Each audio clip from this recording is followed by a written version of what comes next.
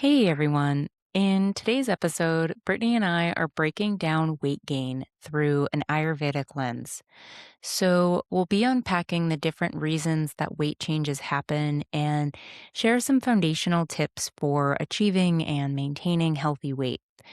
But we're essentially going a lot deeper here, and we're exploring how, as women, our relationship with our bodies, with food, and with self love is often complex and tender and multi layered and perhaps far more universal than we realize, and very, very connected to this conversation on weight.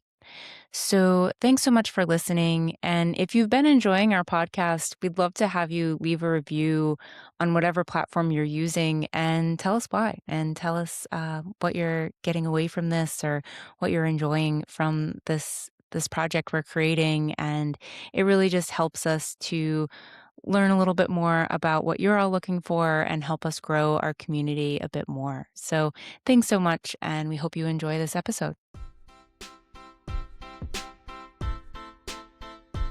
Welcome to the Ayurveda for Women's Health podcast, where we simplify ancient Ayurvedic wisdom into practical guidance for everyday life. Between the overwhelming wellness trends, quick fixes, and conflicting health advice out there, we return to a science that has been around for thousands of years. I'm Rita, an Ayurvedic health counselor. And I'm Brittni, an Ayurveda practitioner. In a world that disconnects us from our bodies, we are here to guide you back. Through body literacy, practical tools, and time-tested science, we will help you step boldly into a more empowered, aligned version of yourself. So let's dive in. This podcast is for educational purposes only and is not medical advice. Views expressed do not represent our employers. Rita, you're going to laugh when I tell you this, but I tapped a maple tree today. I love it. Tell me more. Well, I felt very inspired by our conversation, and it really made me realize how I was approaching it with just all or nothing. And when you brought in, that piece of just using it as water, and like you don't have to boil it into sap or like into syrup to use it and, to receive the benefit. So I was like, you know what? I'm just going to tap one tree and just have some electrolytes and have some water. Because the funny thing is that when I use maple syrup a lot for like training and trail runs and whatnot and exercise as my hydration, but I dilute it, right? So I end up like adding water to it anyways, because then I have this maple drink to bring with me. So so I'm just gonna see what it's like to have the water. I love it. I love it. Well, in our last episode that we recorded, at least, I know the order we released might be a little different, but we were talking about how I've tapped my trees and I'm just so enamored with this process. And you're asking me about our plan for boiling it. Well, that didn't happen. What happened? And it just, I think similar to what you were saying last time, it just can be an overwhelming amount of work. And what ended up actually happening is, unfortunately, a decent amount of the maple water that we had put in snowbanks had spoiled. Oh, We just didn't have enough room in our fridge.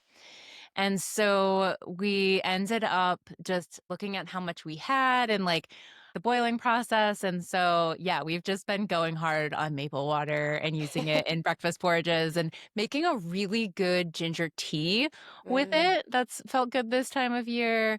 And we did learn that we could use the spoiled maple water still in our garden beds. So we did use it that way. But yeah, but I think to the point of the lesson of not being all or nothing, it was like, well, we're learning and maybe we'll get it together and boil next year, or maybe we'll just drink a bunch of maple water again. Well, yeah, I totally resonate with that. I think that happened to us the first year we did it, if I'm remembering correctly, that we definitely had some buckets that we waited too long to boil and they totally spoiled. And it was such a bummer because we're like, this is so much, and we wanted to boil it down, but it's a good learning experience for sure. And it makes you just have so much respect for people who are sugaring, right? And are doing these huge productions of making maple syrup. It just, I feel like now going forward, and I say this as someone who didn't even do the boiling process, but it just makes me love maple syrup that much more, just understanding how much work goes into it. Yeah. Yeah, Yeah. totally. Yeah, Yeah. it's fascinating. Yeah. And yeah, I think, yeah, I guess I just realized too that I sometimes am that all or nothing person, and I have to remind myself that I can try things in small increments and not feel like it has to be this huge project in order to get started. Yeah. So yeah, I appreciated you bringing that awareness to how I was feeling about it. Yeah, yeah. I mean, you're you're in good company when it comes to all or nothing patterns. So, yeah, yeah, Cool.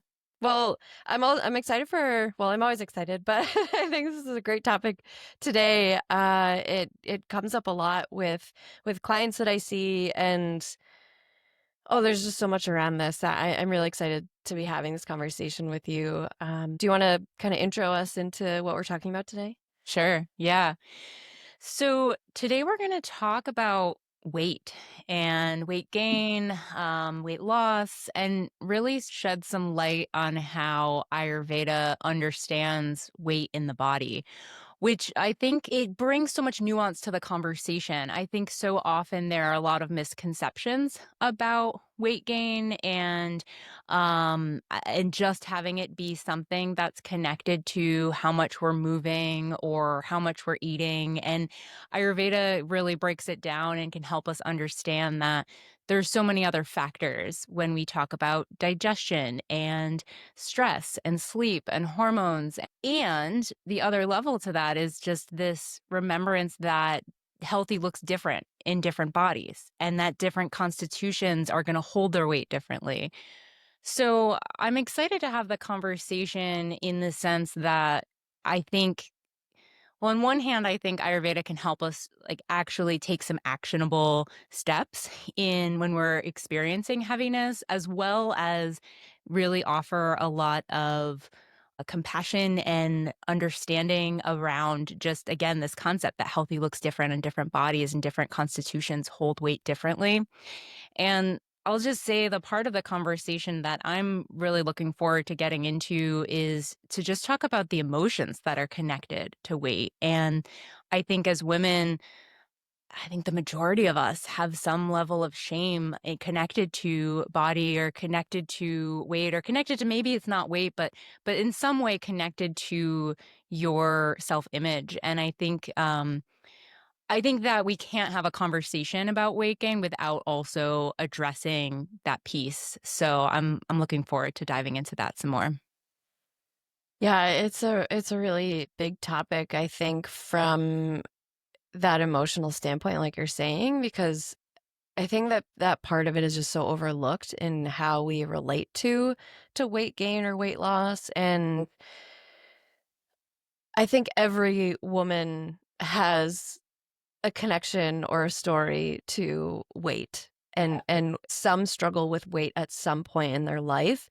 And I think it also speaks to, and we'll get into this in the conversation, I think, but it really speaks to how our society and our culture has shaped how we think and feel about ourselves relative to weight. And it's just so disheartening, and especially in this work, to see women come to me and feel so distraught and like so like mortified by themselves or horrified, just like not comfortable in their own body. And there's so much behind that from, like you're saying, an emotional standpoint, from a cultural standpoint. And I'm really glad we're sharing the Ayurvedic perspective, because it's more about everything in Ayurveda is how do we understand the function of the body and how we support the body to operate in the way that it's asking for. And Mm. every symptom, everything that shows up with our body is a it's a signal, right? It's a communication. We've talked about this in past episodes of how when our body is changing, it's not because we did something wrong or like we did something, that harmed us. It's because our body is speaking up. Mm. And I think with weight, yeah, we're going to get into like the different factors that can influence weight fluctuations, whether it's losing or gaining. Yeah. Yeah, and I mean, I think you already really called this out, but I think it's important for us to remember how much we have been completely bombarded by media that has picked apart women's bodies for years and years and years. And it still happens today, by all means. Um, but I think just coming at this, if we think back and look back in like the 90s and the early 2000s, it's so vile what we were bombarded with. And I think it's important to remember that we were seeing that from the age or we were being bombarded with that information at a really vulnerable time in our lives. And so I think I've worked with women who are in their 40s or 50s and are like, "Oh, I'm still at a place where I'm having all these body image issues or having this relationship with my weight and I'm want to be over it." And it's like, "Well, we have to remember how deep that wound goes and how, even though we can logically look at that now and understand what was wrong with that, and it still becomes a part of us when it's something that we're absorbing in at that young age, if that makes sense." It totally makes sense. And maybe we'll get into like, personal experiences at the end. But yeah, I mean, I do remember instances, like very specific instances as like a teenager, as a young child of having very specific thoughts about my body and my weight. And it's like, yeah, it's just everywhere at a time where we're trying to not just figure out like the world around us, but figure out who we are. And as our body is changing, like you're saying, it's just such a vulnerable time to be bombarded with all of that. So Yeah. Yeah, and I think, where I wanna make sure we start this conversation, we've already talked about it a little bit, but I think Ayurveda really helps us understand this idea that healthy looks different in different bodies, right? And our culture has not projected that at all. And throughout the years, there's always a change, right? At one point, very, very thin is in, and then it's like you're getting teased if you're too thin because you don't have as much curvature to your body. And then it like, it's always fluctuating back and forth and back and forth where and I think we went into this deep in our episode on body constitutions that built differently by design. But I think just when we understand our body types, it can help us understand what healthy looks like for us. And if you are, say, a kapha constitution body type, and maybe you're seeing vata, very thin body types that are trending, and you're trying to get yourself to that state, you can do it. It can happen with some pretty extreme exercise, some pretty extreme caloric deficits. But what we're doing in that situation is we're depleting healthy tissue, right? If you're a kapha constitution and you're naturally just holding on to some healthy fat tissue and then you deplete that and deplete that, that getting to that level of thinness is going to mean vata imbalance. It's going to mean that we're experiencing more sleeplessness or anxiety. And so that is just something that I think is I want to make sure we're starting this conversation at because I've definitely worked with clients who have come to me and put weight loss on the list of things that they want to address. And sometimes I think that's a reflection where they're at a healthy weight for their body type, and it's more of what the media is telling them is quote unquote the healthiest way to look. yeah, and I just maybe to add to that, what I've seen with clients too, where weight loss has also been on their like main goals coming to me and I explain, well, we're going to balance your body, right? We're not focusing on weight loss, but we're going to balance your body for your constitution. And what I've found is that there's still this hesitation of, well, this isn't enough. Like this still, I'm not doing enough, right? And I think that can depend on, usually that's my pitta types, right? Like, well, I'm not doing enough to like lose weight. Right. Um, and there is this patience piece, like this slower medicine, where bringing your body into balance is not an overnight quick fix, right? Like, Yeah. sure, if you take take a pill to do something, it's going to have a huge extreme impact. Whereas when we're like regulating our sleep and regulating our foods and eating for our constitution, like all the things we're going to talk about today and why they make a difference, that is this progression towards balancing the body and allowing the body to feel it has what it needs to relax and to feel safe. And we'll also talk about why that's a factor in weight loss too, or in weight management. Yeah. Yeah. Yeah.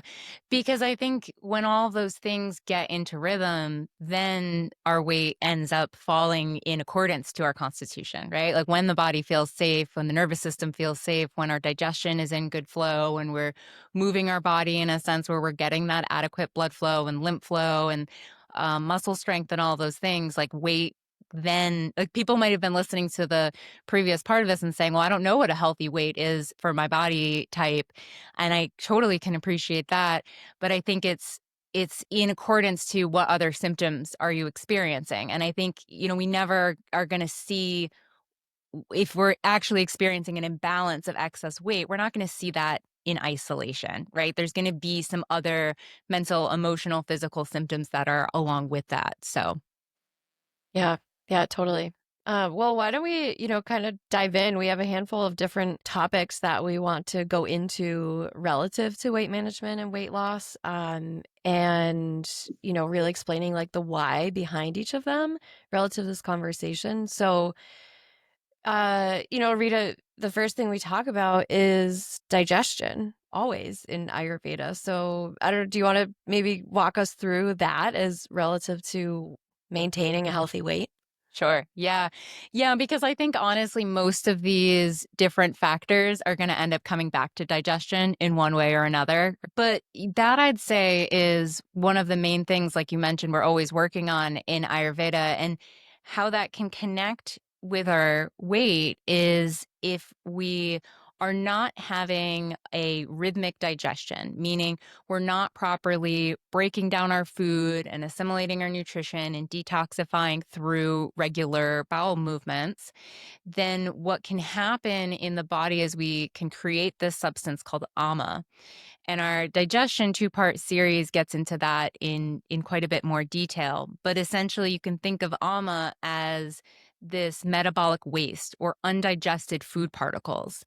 And if that is building up and building up, I mean, we're all going to experience it from time to time. But if it's something where our digestion perhaps is too weak to break down the types of foods we're bringing in, then that this sticky substance, this metabolic waste, this undigested food can line the GI tract, and then it can also go and clog the channels. And so what ends up happening is it sort of blocks our metabolism. It blocks our ability to burn our fat because our system is getting really clogged up. And so, when that happens, you can think of it as typically when we're digesting, we're breaking down food and we're then assimilating that nutrition into all of our different tissues. And that includes healthy fat tissue. Fat is one of the 7 layers of tissue in Ayurvedic physiology. But when digestion is not working in that way, it can create a situation where we're just, because the metabolism's blocked, we're building this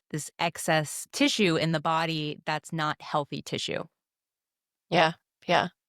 Yeah, that's a great explanation. I Okay. was I was like, I like, don't what know am if I I have missing anything there? to add. No, I think you're spot on. And again, it's a great example of how everything comes back to digestion. And so, uh, it's a really important piece of all this because any imbalance we're experiencing in the body, we want to look at digestion. And Yeah. this is kind of a very clear example of how it affects our metabolism and how the body's functioning. Yeah. Yeah. Yeah. And I think like the other big one that I think people know now is very much can be connected to weight gain is stress.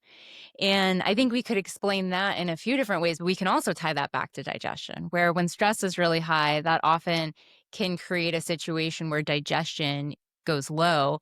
And stress is really interesting when we're talking about weight because some people, when their stress is high and their cortisol is high and their adrenaline's high, and therefore in Ayurveda, we'd say vata is going to be high, right? That whenever stress is high, it's a sign of excess vata going on. And in some people, that will happen and they'll actually lose weight. right? And it will really kind of slow down and put a stop to appetite. And there can be this, excess vata that results in lightness in the body. And then in other people, that stress response is happening, the high cortisol, the high adrenaline, perhaps. And what that ends up looking like is through low digestion and through excess inflammation, we can experience this increase in specifically weight gain around the abdomen, but just this excess weight that can build up in response to that stress hormone piece. Yeah, I think it's also a great example of how bodies like, yes, we have these functions of the body, but each constitution is still going to respond differently Yes. to stress or to the same types of stress or situation.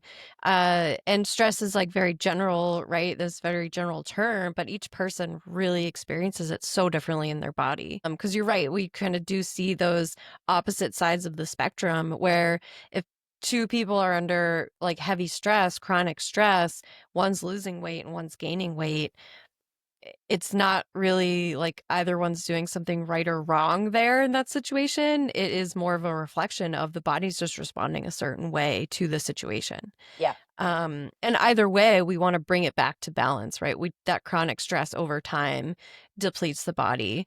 And with specifically with that, like thinking of high vata, and this kind of brings us into our next point too, is I think these kind of blend together, is that when that vata is really high and our nervous system is dysregulated and we have that chronic stress, then the body's going to hold on to everything that it's getting too. And I guess this is speaking more to like the gaining weight scenario when you're under stress, where the body's going to hold on to every single calorie that's coming in.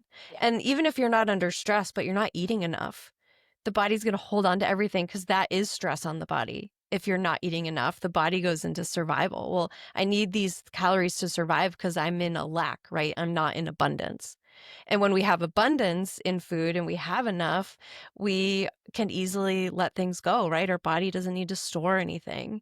And so taking care of, that alignment with regulating the nervous system and making sure you feel safe in your body and having those tools to take care of yourself in that way and to address the stress, because we're always going to have stress, right? But how we manage it and how we address it. And when the nervous system is depleted or deficient, right? And maybe we're not getting enough food. So over time, the nervous system is like constantly trying to kind of keep up to take care of itself and to regulate all of the chemicals and the hormones and the metabolism that's going through our body, trying to function. And what happens in that situation, when we have this high vata, vata is mobile, right? So it's like very active and moving. And we can think about this as like a chaotic child, Mm. right? They're over here and they're over here. They're, like everything is just all over the place. And this could feel like your life, right? Like everything I'm doing in life is all over the place. Everything's scattered. I'm constantly on the go. I have no time to rest. Like whatever the stressors are in your life, the nervous system responds by feeling like everything around me is chaos. And what happens when the body thinks that everything around it is chaos and it's trying to survive, the grandmother comes in, and the grandmother is kapha. And the Mm. grandmother is, I need to slow this child down and give it all of this love and like stillness. And so it's like, grab it. It's just like, sit in one place, child, like just be still. And so this like kapha is holding on to everything to try and slow the body down. And that's where we get more weight. It's like, slow down, slow down, slow down. You need more tissue. You need more food. You need less stress. Like it's trying to regulate us. Mm. And as soon as we address, like, right, going back to root cause, address the vata. So even though you have weight gain, we address the vata or not kapha, and the vata slows down and the kapha can release and let go because it's like, okay, they're in a good place now. I can step away. Yeah, I love how you described that. I love how you described Kapha coming in as a grandmother there. And I think what happens instead is we're in this scattered energy, this chronic daily high stress situation. And then the weight gain comes in, which, just like you described, perhaps is our body's way of trying to support us, to give us some more cushioning, to protect us from that stress, to slow us down, to make us literally heavier in our bodies. But because of all that we've been taught throughout our lives around weight, we end up feeling just shame. And it just brings up, I mean, there's a lot of different feelings that people can have about it, but I think shame ends up being one of the predominant ones. And that then it ends up being a spiral, right? Because I think oftentimes when we're feeling that shame about ourselves, it makes us kind of isolate a little bit more. And I think that can then it's not going to support our nervous system, right? Isolation. I mean, time alone is good, but that's different than what I'm talking about when I say isolation, right? Like emotional isolation, kind of pulling away. And I think when we get into that place, and especially when the stories start of like, what's wrong with me or I'm broken, which I think so often is, again, what we've been taught to how to react to weight. And I love how you're describing it because I want to believe in a world that's like, oh, I'm gaining some weight. Like, oh, interesting. Well, one, I'm just going to get some looser pants because, that's going to make me feel better. And two, like, okay, like that's my body's way of communicating with me and saying that I need to slow down. That's my grandmother coming in. Like, what a different feel that is for the body to think about it that way. And I get that that might sound really out there as somebody who has struggled a lot with weight. Like I understand that that may not it may not be you may not be in a place where that jives right now, and that's totally all good. I think um there's so many different experiences on this topic, right? This is just one, but I think I think coming back to that way that you described it of the body is putting this weight on as a way to protect us, as a way to respond to what's going on in the environment. And maybe I need a little more cushioning right now, right? Like I even think of menopause, and when we're transitioning into menopause, it can be a really normal thing to gain a few pounds when we're transitioning into menopause because we have that low hormone now. I was going to say phase, but we're now transitioning into this low hormone period. We're no longer having the sex hormones of estrogen and progesterone to give us that cushioning. So the body's like, oh, I got you. Like grandmother's coming in. Let me give you, an extra 3 pounds, 5 pounds, and give you a little bit of that extra cushioning to help balance out stress because you don't have that estrogen cushioning anymore. But what we do in our society is we completely pathologize it and we think, oh my gosh, I gained 3 pounds. Something's wrong with me. So yeah, I'm gonna use that grandmother coming in. I really like that term. Yeah, I can't take credit for it. A practitioner that I worked with a couple years ago, she shared that with me because that's what I was experiencing in my body. Mm. I was in a very high stress, high vata stage, and I was noticing weight gain, and I didn't feel good about myself. And we've talked about this before in the body constitution episode, right? I'm a pitta constitution. So my body can transform very, very quickly. So I felt like it didn't take very long for me to like gain a few pounds because I was feeling a certain way. And I working with someone like really helped reframe that and like bring in this other way of thinking about it where I mean, it is such a beautiful explanation, and I share that with so many people because the curiosity piece is not what we're taught to lean into. And if we do that in this situation, the reframing of, oh, I need a little more love right now. Yeah. Where can I bring in love?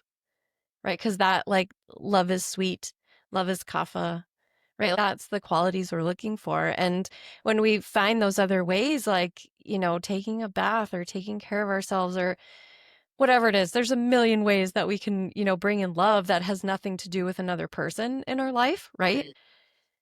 I think our culture teaches us to seek for love outside of ourselves and not within ourselves.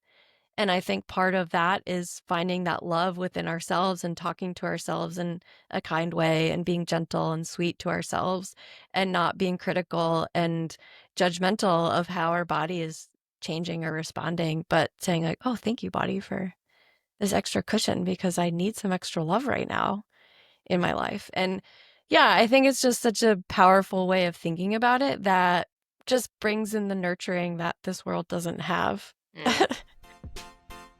If you are enjoying this conversation, it would mean the world to us and help support our work if you'd like, share, leave a review, as well as subscribe to our podcast on whichever platform you use. If you're looking for more connection or would like to support this podcast, we'd love to have you join our Patreon for $5 a month. Here you'll get bonus episodes and access to our community chat Q&A. And don't forget to check out our wellness library, which is filled with self-guided classes, kitchen tutorials, herbal recipes, and more Ayurvedic practices, all for just $5 a month. Check out the link in the show notes. Well, I guess to add to the hormone piece, like you're describing it in terms of menopause and that transition, which is super important to think about this in that way. And I would say, if you're not in menopause and thinking about our stress hormones and our sex hormones, right? Sex hormones being like estrogen and progesterone, etc. Just as you're describing going through menopause, where those hormones start to like leave our body, right? They decline, and that's where we start to see that weight gain, right? To add that cushion because we need that at that time. When you're not going through menopause and you're under high stress, the body is always going to prioritize making cortisol and not making estrogen and progesterone. And that's another factor where we're gaining weight at that time because the body is trying to give you extra cushion to make up for this reduction in hormone production. Yeah. And so that just bringing that full circle to that same type of change in the body can happen at any stage, and that impacts your menstrual cycle, right? And we talk about that in the menstrual cycle episodes. And I think that weight gain is just so much more than just weight, right? We're looking at all of these other functions and chemicals and hormones that are in the body. And it is all because of this response to our external environment, trying to balance our internal environment.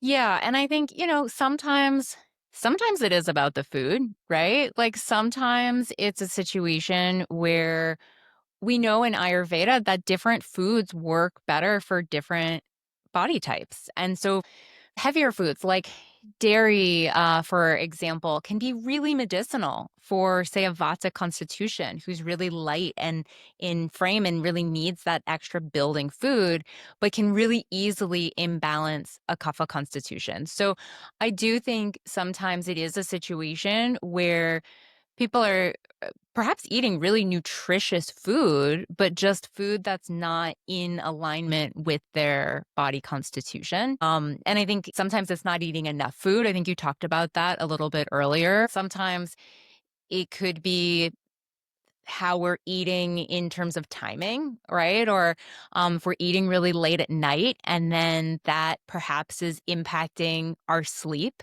And maybe we're not digesting that meal as well. We're not sleeping as well. When we're not sleeping as well, that's impacting our detoxification.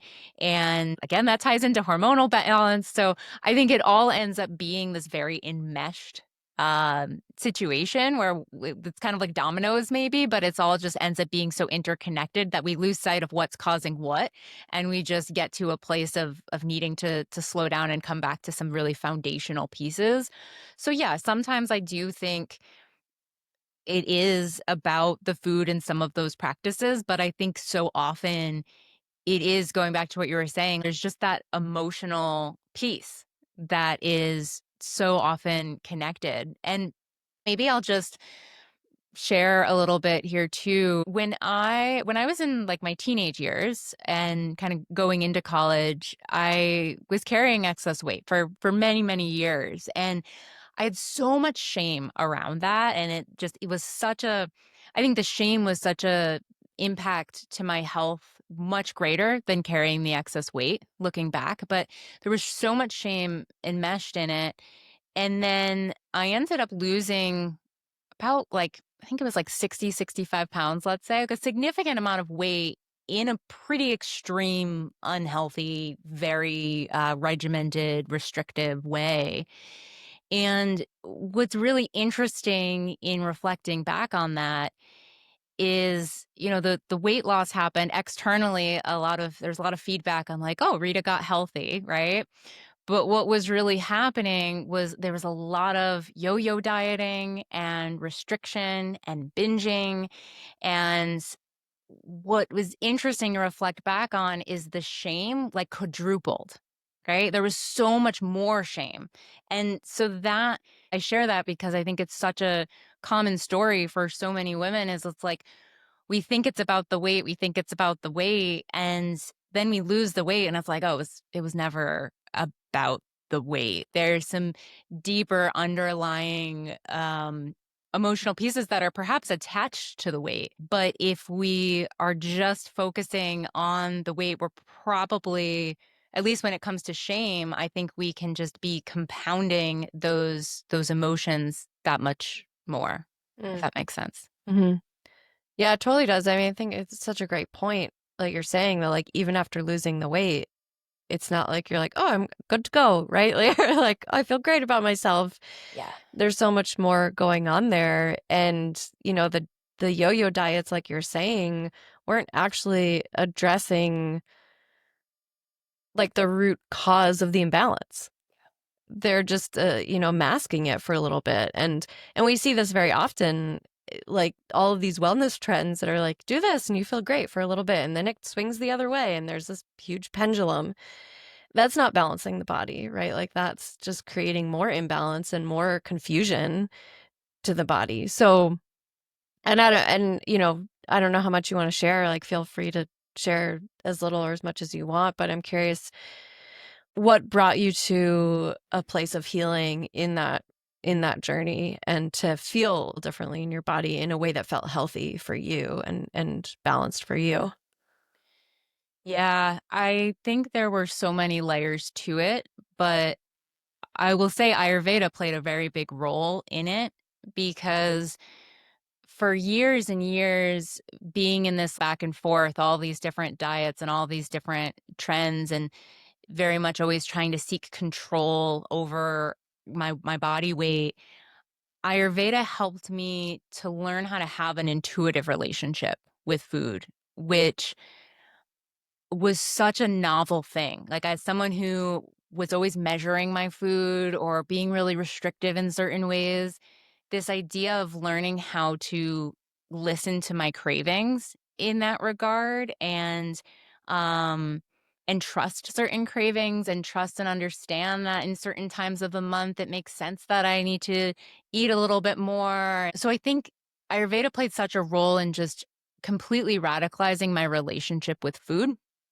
Uh, and that I think was a huge, huge part of it.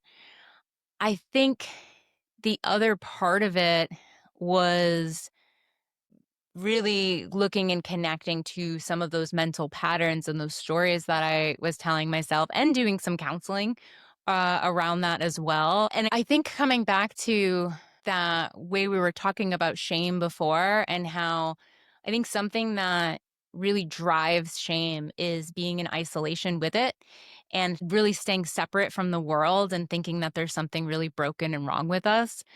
Whereas when I started really talking about some of the stories that I was telling myself and some of the relationships that I had with my body and with food, both in a situation with a counselor as well as in situations with just friends and even friends who didn't have that same experience, but like, I can remember talking to a friend who wasn't experiencing that level of body dysmorphia and that piece, but had a lot of anxiety about totally separate things, like things that I had never experienced. But it was just this understanding of like, oh, well, we all have something. We all have something that we're really struggling with. And when we just talk about it and we start to understand where other people, like everyone's struggling in one way or another, it just looks different. It it helps get to that place of finding more softness with ourselves. And I think that's what really needed to happen is for me it was like so much rigidity and so much intensity in the way that I was talking to myself and the expectations I had for myself, and just finding more of that humanness was a big driver in that. Mm. Yeah.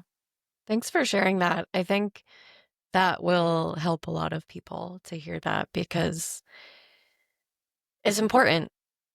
I think how we talk to ourselves is a really big piece of the healing process. And it's not something that we're taught unless we actually seek it out, I think. Yeah.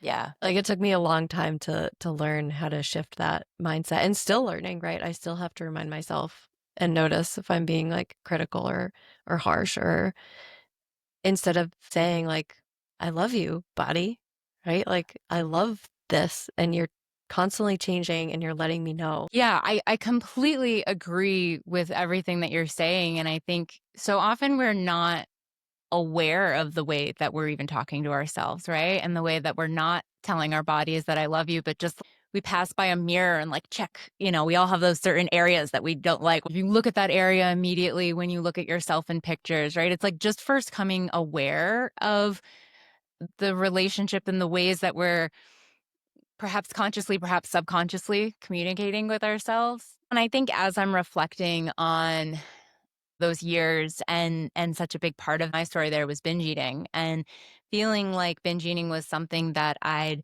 never be able to grow out of. And sometimes I think like now again I'm just reflecting on all those years and being like, whoa, like I can honestly say that that's not something that I struggle with at all anymore. And I do think it's such a common struggle with so many people, and they also probably feel like it's something that it's just gonna be a part of them for life, and I think that is a part of why we're seeing such a big drive for things like GLP-1 medications right now.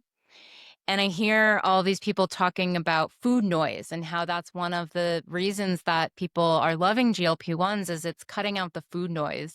And I get that. I remember those years. I remember that food noise and how, gosh, how much that was just so overwhelming as a part of every single aspect of life. But there's a lot of reasons that I am really worried about how much of a fad GLP-1s have become. I think at the end of the day, we can address that food noise in a lot of different ways. Yeah. Yeah. I've worked with clients who have a history of either binge eating or restrictive eating or kind of an altered relationship with food, like you're describing. And I think the other piece that I think is really important to highlight is that, like, one client, for example, had worked with another type of like natural doctor and was not very in tuned to that emotional side Mm, of what they were experiencing. And it actually ended up being very harmful. yeah. And when we had our initial conversation, discovery call, like she was very hesitant to work with another practitioner for that Mm, reason. mm, And now we've been working together for almost a year and a half. And it's just been, I think Ayurveda provides this just like a more grounded approach to understanding food as opposed to it's good or bad for you. yeah. And we've said this many times before, right? It's like, how are we creating balance for the body? It's not restrictive. We're never bubble wrapping our diet, right? We're never like cutting things out. Yeah. We're being intentional and thoughtful and intuitive with understanding the energy of food Yeah. and how that's providing nutrition to our body, and not even just nutrition, but how it's providing an energetic effect to our tissues and to our constitution. And so I think that's an important piece of this because I think there are a lot of people out there that have had very harmful experiences in trying to seek help for, having disordered eating. And I guess I just want to like highlight that fact that there's a lot of people out there that are looking for an option to help them. Mm-hmm. And when they have a really detrimental experience with a practitioner who's not understanding that, it can lead them to more drastic extremes like GLP-1 or something that's just extremely changing the chemicals in their body. Yeah. Yeah, and I think what I don't know, maybe I don't need to continue to do this every single time. I'm always like giving a disclaimer when we talk about pharmaceuticals, to each their own. Like I believe in bodily autonomy to the umpteenth degree. I don't pick and choose there. Like whatever you decide is best for your body, you do you. That is forever my vibe. But I think we also are always coming back to this informed consent piece. And I think one thing that just terrifies me about GLP-1s is part of how they work is they slow down, they delay your gastric emptying. And if we look at how Ayurveda understands health and digestion being at the root of health, the idea of slowing down our digestion is like the antithesis of what we want to do to optimize our health and longevity. And I have worked with two different clients now who have had really debilitating effects from GLPs. One, full disclosure, it was a situation where there was an accidental overdose of the amount they were supposed to be taking, and it was pretty terrifying and profound what that did, and she's still working through that recovery of that. But even in another client who did it in a prescribed way, it's had some really intense effects on digestion. And again, I think that comes down to like our as a society, we're not understanding the value of digestion. And then in Eastern medicine, we understand that that is the driver for all aspects of longevity. So it's, yeah, it's like you do you is always my vibe. And I never want to come at this with judgment. And I understand a lot of people have found it to be life changing. I just I use the word terrified because it's becoming such a fad, right? And we're seeing people use it in ways where it's, yeah, I just think we don't understand fully a lot of the long-term effects. And I think we're overusing it quite a bit, would be my personal opinion. Yeah. And I think that it's an easy thing to prescribe and people make money off of it. Well, yeah, that too. Right. And so there's a system set up to have you commit to this thing for the rest of your life in order to maintain the weight that you want. Yeah. Whereas what we're saying is we align with the values and the beliefs that there is a system of medicine available and that has been in practice for over 5,000, 10,000, like thousands of years that does support the body in maintaining healthy weight naturally. And I don't know, I don't feel like holding back anymore my opinion about how I feel about these things. Like I agree, everyone's going to have a different situation, but I've just seen these synthetic drugs be so detrimental to people's current and long-term health and this much bigger system that is designed to keep us unhealthy so that we continue to put our money into things that keep us unhealthy, into a system that wants us to stay unhealthy. Yeah. And I just don't vibe with that. Like that's not this is why Ayurveda is now my work. Yeah. Because I believe in a system of medicine that wants your body to heal Hmm. and to be healthy, and you Hmm. don't need to rely on medications for that. We can rely on plants. Yeah. Yeah. And at least, I think we both believe in a world where medications exist, right? But it's these different layers. And what really we want to see is a world where everybody is working with this body constitution knowledge and working with lifestyle medicine, right? Where this is something that we're taught from a young age, that we have access to support around emotional health, mental health, nutritional health. Like that is kind of the baseline. And then maybe if we need more than that, then there's a situation of maybe I'd say like functional medicine's that next layer, right? And maybe we need some synthetic supplements if we need to go beyond the plants and the food. And then if something is going on beyond that, then we can bring in these more intense pharmaceuticals. But what we're doing is it's completely backwards. And we're just, oh, let's throw these synthetic medications in the mix without addressing the mental emotional piece, without addressing the nutritional piece, without addressing the lifestyle medicine. And it's, yeah, it might bring apart certain symptoms that we're looking for. Like when we're talking about GLP-1s, you're going to lose the weight. Like what else is going on physically in your body and the long-term effects of that? And going back to our previous conversation, Where's the shame? Where's the mental, emotional piece there that's probably still there, right? Yeah. Yeah, and I agree with you. I think it's our first line of defense should not be a synthetic drug. Our first line of defense is, what time am I going to bed at night? Yeah. Yeah. Right? Like, it's so simple and we Yeah. overcomplicate everything. It's like, what time am I going to bed? Am I sleeping well? What time am I waking up? Am I scrolling on my phone at midnight? Right? Like, am I like managing my screen time accordingly? It's just these like simple things that impact the chemicals in our body, the hormones in our body, the metabolism in our body. And Yeah. like they're just so overlooked in these other medical systems. Yeah. And that's where I think part of the reframe is, what's my first line of defense? Yeah. Am I doing these basic needs, taking care of these basic needs for my body, like sleeping well and eating well, and doing these things, living in alignment with your constitution and living in alignment with your values? I think too is another big one, because I see clients that go to a job that they hate Mm-hmm. for years, right? And think about the stress that that creates in their body physically. It's just like constantly depleting them every single day, like dreading this thing you're going to do. That's going to lead to a lot of imbalances over time. Mm-hmm. And so whatever it is, we're like relationships, career, like this is where Ayurveda highlights the like living in alignment with your values. Mm-hmm.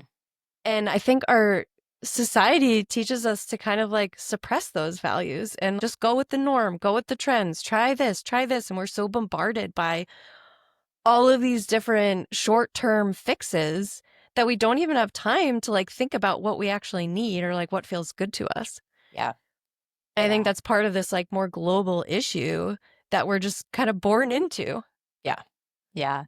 Yeah, and I'll just say, also not trying to do it alone. I think sometimes we live in this world where we have information so accessible to us, and you can listen to these podcasts and you can learn about lifestyle medicine. But I think it's also a really challenging thing to try to just do yourself. So whether I think it's about weight or other things, I'm just such a proponent. I mean, it doesn't have to be me or you, but like such a proponent of somebody, working with somebody, getting support, also being in community with other people who are experiencing challenges either similar or different from your own. Like, I think, yeah, I just don't think healing is something we're meant to do in isolation, just like reading books and listening to podcasts. I think it's really something where when we connect with other people and realize that everyone's struggling somewhere, we can heal a lot differently.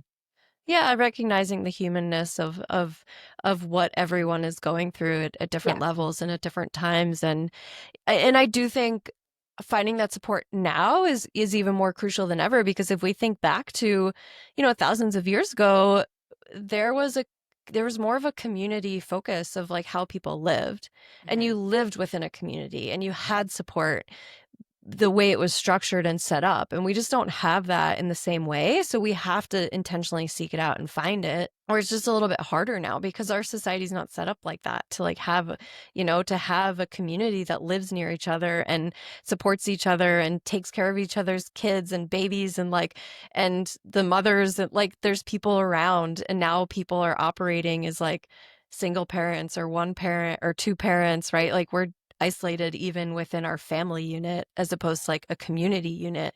And there was a medicine woman, right? Like you would go seek information and you would verbally learn physically, verbally in person with her in real time. And we don't have that anymore, right? So we have to create those opportunities or find those opportunities to learn from like things that are passed down through generations and through Yeah. traditions, as opposed to how it is now. Yeah. Yeah, and I'm glad we're having this conversation because on one hand, it can sound like we're getting off topic, but I think like this topic of weight is so connected to all of this. And I think again, all of that we've said about shame and being in isolation with the binging and with, feeling certain ways and telling certain stories about weight gain, everything you just described is very connected to that. Even like when we're talking about binge eating, or sometimes people talk about food addiction connected to weight.